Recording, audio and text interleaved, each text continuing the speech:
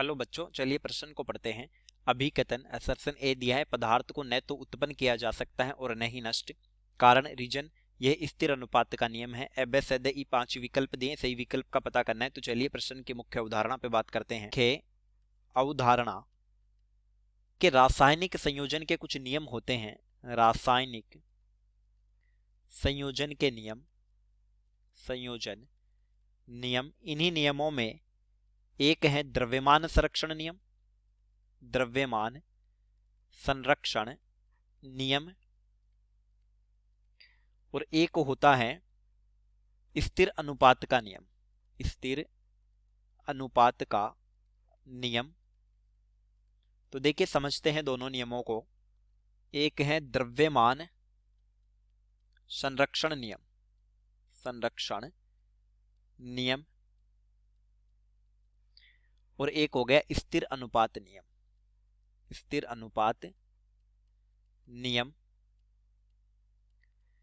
देखिए एक रासायनिक अभिक्रिया हो, जैसे कार्बन प्लस O2 और ये बन रहा है CO2, तो कार्बन का द्रव्यमान हो गया 12 ग्राम, ऑक्सीजन का द्रव्यमान हो गया 32 ग्राम, और CO2 जो है वो हो गया 44 ग्राम।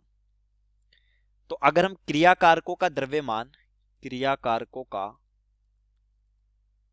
द्रव्यमान बराबर उत्पाद का द्रव्यमान, उत्पाद का द्रव्यमान, यानी 12 और 32 44 हो गया, और ये भी क्या है 44 है, तो 44 बराबर 44, दोनों तरफ 44 ग्राम द्रव्यमान है। इसका मतलब ये हुआ कि एक अभिक्रिया में द्रव्यमान संरक्षित रहता है, ना उत्पन्न होता है और ना ही नष्ट होता है। तो ये नियम क्या है? द्रव्यमान संरक्षण का नियम। अर्थात द्रव्यमान ना तो उत्पन्न होता है, ना तो उत्पन्न होता है, ना ही नष्ट,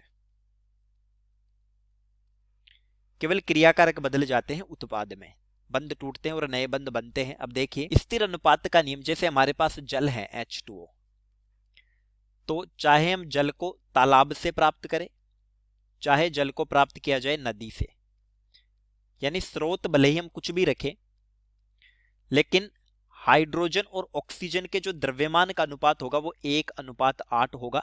यानी यहां पर हाइड्रोजन कितना है 2 ग्राम और ऑक्सीजन है 16 ग्राम। तो ये द्रव्यमान अनुपात आ गया, द्रव्यमान 1:8। इसको कहते हैं स्थिर अनुपात का नियम। अर्थात अवयवी तत्वों का द्रव्यमान नियत अनुपात, नियत अनुपात।